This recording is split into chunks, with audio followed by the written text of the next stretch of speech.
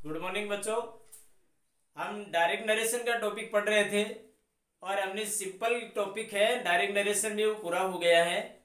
अब हम अगले टॉपिक की बात करेंगे आज। वो आपको समझ में आ गया होगा कल वाला पोर्शन, जो सिंपल सेंटेंस के मैंने आपको सेंटेंस बताए थे, प्रैक्टिस कराई थी, रूल्स वगैरह लिखवाए थे, वो साथ साथ आप याद करते रहें। और एक विशेष ध्यान रखिएगा, आप वीडियो को देखने के बाद उसको लाइक शेयर और सब्सक्राइब भी करते रहिएगा। ओके, तो हम आज की वीडियो में अपन बात करेंगे सेकंड पोर्शन की। सेकंड टॉपिक क्या रहेगा? सेकंड टॉपिक आएगा इंट्रोगेटिव। ठीक है, इंट्रोगेटिव सेंटेंस। आगे समझ में।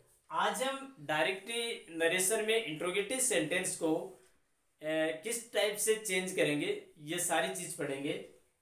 तो देखो, इंट्रोगेटिव सेंटेंस जो होते हैं वो आपको पता है दो प्रकार के होते हैं। आगे समझिए।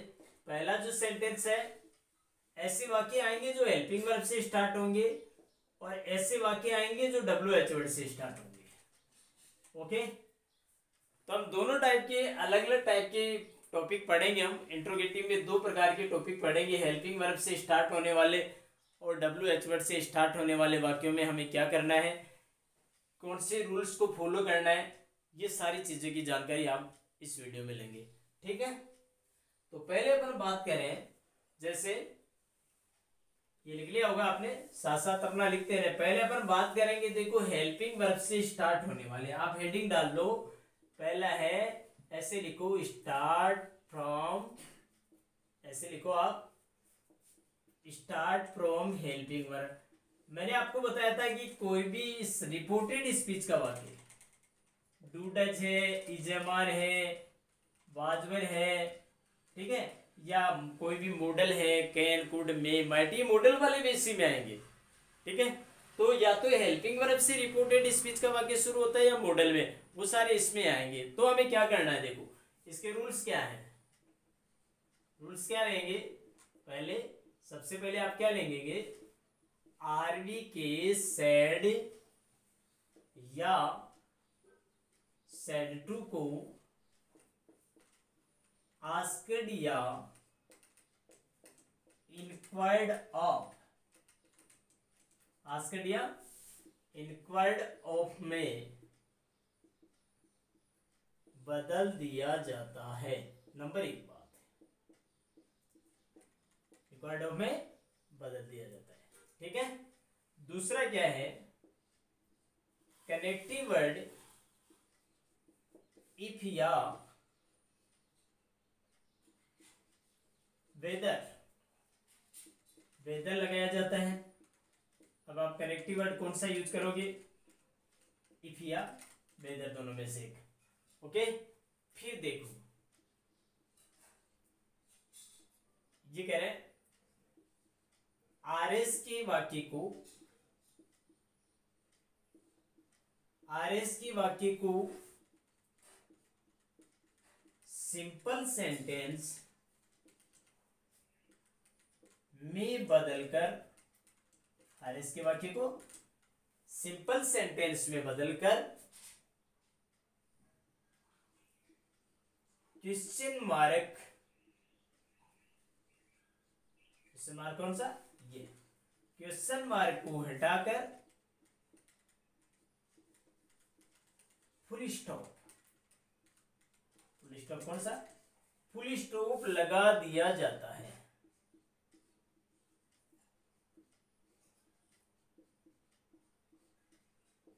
देखो पहला टाइप क्या करना है, देखो अभी उसमें आपने सिंपल में सेट का सेट, सेट टू का टोल्ड किया था ना।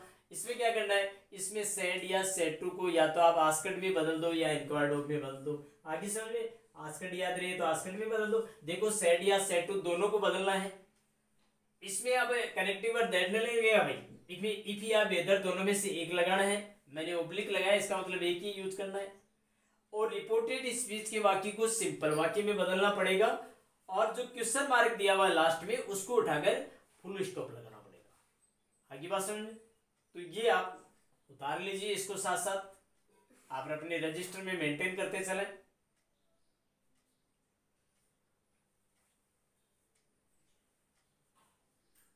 तो देखें आप, अब बच्चों इसके एग्जाम्पल पढ़ेगा। एग्जाम्पल देखना आप। जैसे मैं ये कहूं कि आई सेड टू हिम, मैंने उससे कहा कि are you waiting my father. ये question, are you waiting my father, क्या आप मेरे पिता का इंतजार कर रहे हैं?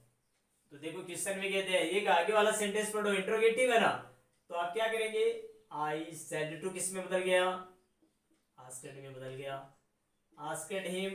अब कनेक्टिव वर्ड इफ लगा दो, ठीक है। अब देखो एक ध्यान रखना, पहले सब्जेक्ट चेंज करके लाओ, तो यू है हिम के अनुसार ही में बदल गया, ये प्रेजेंट कंटिन्यूअस पास्ट कंटिन्यूअस में जाएगा इसलिए वोज लग गया। अब आप ऐसा का ऐसा उतार दो, वेटिंग। अब माई आ गया बच्चों, आई माई कैसे चेंज करेंगे, ध्यान देना, ये फर्स्ट प्रोनाउन चेंज होगा, फर्स्ट प्रोनाउन आई माई मी, फिर आप आई के हिसाब से चेंज करोगे तो ये भी आई माई मी आ गया, ठीक है। तो माई के सामने माई आ रहा है ना, माई फादर। अब आपको क्वेश्चन मार्क हटाकर फुल स्टॉप लगाना है, आगे समझ। या कनेक्टिव वर्ड लगाया आपने, कनेक्टिव वर्ड लगा के पहले सब्जेक्ट चेंज करके लाओ, हेल्पिंग वर्ब को आगे ले जाओ, हेल्पिंग वर्ब को आगे ले जाएंगे तो सिंपल में कन्वर्ट हो जाएगा और क्वेश्चन मार्क आपने हटा दो, फुल स्टॉप लग जाएगा, ठीक है। अब देखें आगे और देखें, जैसे मान लो एक वाक्य है, जैसे मैं ये कहूं कि Ravi said to my father, Ravi ने मेरे पिता से कहा कि डू यू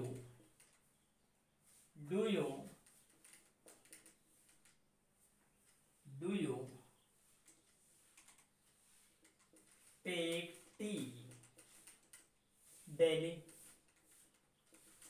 एक सेंटेंस देखो कि रवि ने मेरे पिता से कहा कि क्या तुम रोजाना चाय लेते हो, तो देखो ये सेंटेंस कैसे चेंज होगा, रवि सेड टू किस में चेंज हो गया, ये आस्क्ड में चेंज हो गया, माय फादर ऐसा का ऐसा आ गया, ठीक है। आगे बात समझिए। अब देखो बच्चों ध्यान देना, डू डज डिड आया भाई, ये प्रेजेंट सिंपल है, ये पास्ट सिंपल में जाएगा, हेल्पिंग वर्ब पास्ट सिंपल के साधारण वाक्य में चेंज होगा, तो यू है माय फादर के हिसाब से ही में चेंज हो गया, सॉरी कनेक्टिव वर्ड लगाओ एक बार, इफ है, ये किस में चेंज हो गया, ही में, यू सेकंड पर्सन है, माय फादर के साथ माय फादर नहीं आएगा, यहाँ प्रोनाउन काम में लेंगे ही, ठीक है। अब ये देखो ये पास्ट सिंपल में जाएगा, तो पास्ट सिंपल में जाएगा तो यहाँ डिड नहीं लगेगा, क्योंकि आपको पता है कि पास्ट सिंपल के साधारण वाक्यों में सेकंड फॉर्म का यूज होगा, ये डू डज हट जाएगा, टेक की सेकंड फॉर्म क्या हो गई, टुक टी डेली, फुल स्टॉप लगा दो। आगे बात समझ में आ रहा होगा, साथ साथ अपने रजिस्टर में लिखते जाएं इनको। अब 3 नंबर की यदि बात करें तो मैं ये कहूं कि रितेश ने कहा कि डिड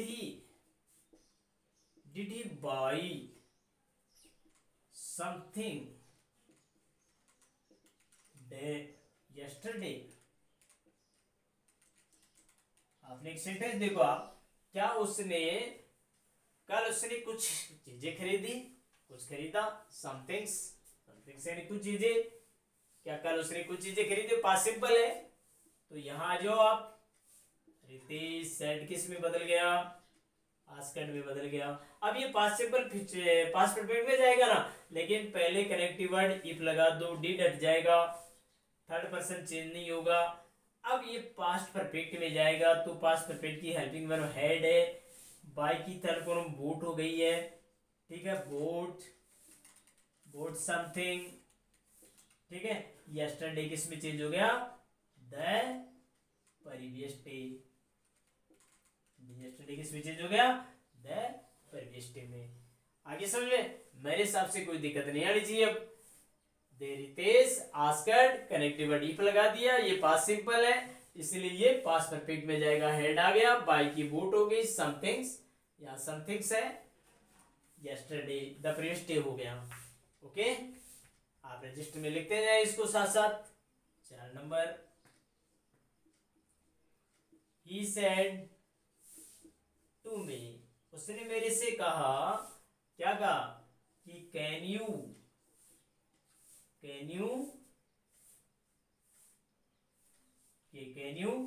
राइट संस्कृत, क्या आप संस्कृत लिख सकते हो?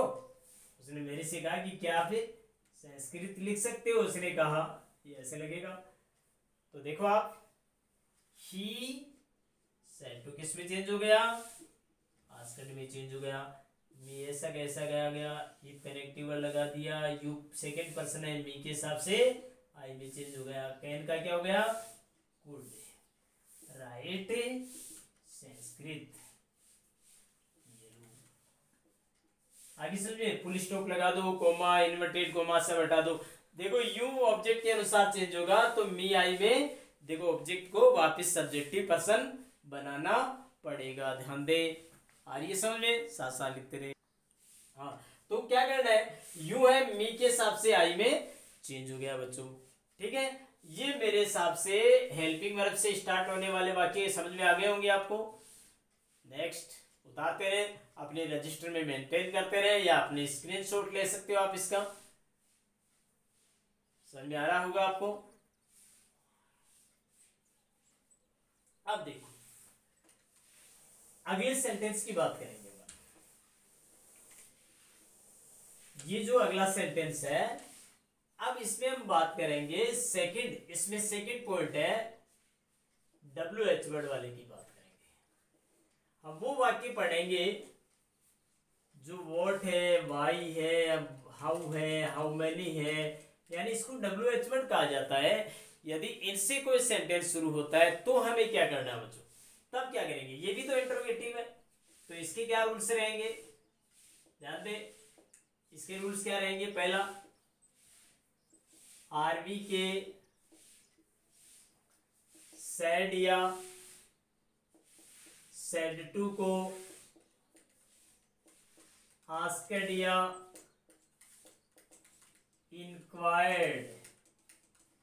इंक्वायर्ड ऑफ में बदल दिया जाता है। देखो पहला रूल सेम है, उसमें भी ये था और इसमें भी है, आस्क्ड या इंक्वायर्ड ऑफ में बदल दिया। अब देखो आगे अगला रूल देखो, क्या करेंगे आप? 2 नंबर, अब कनेक्टिव वर्ड नहीं लगाया जाता है। कनेक्टिव वर्ड नहीं लगेगा बच्चों, ध्यान रखना। अब की बार कनेक्टिव वर्ड खुद WH वर्ड का काम करेगा। WH word same, WH word same connective word का काम करता है, जो भी रिपोर्टेड स्पीच का वाक्य WH वर्ड से शुरू होता है वही कनेक्टिव वर्ड लगेगा बच्चों, ध्यान रखना। अलग से कोई कनेक्टिव वर्ड नहीं लगाना आपको। 3 नंबर, RS के वाक्य को, RS के सेंटेंस को सिंपल सेंटेंस, RS के सेंटेंस को सिंपल सेंटेंस में बदलकर क्या करना है? सिंपल सेंटेंस में बदलकर क्वेश्चन मार्क के स्थान पर फुल स्टॉप लगाया जाता है।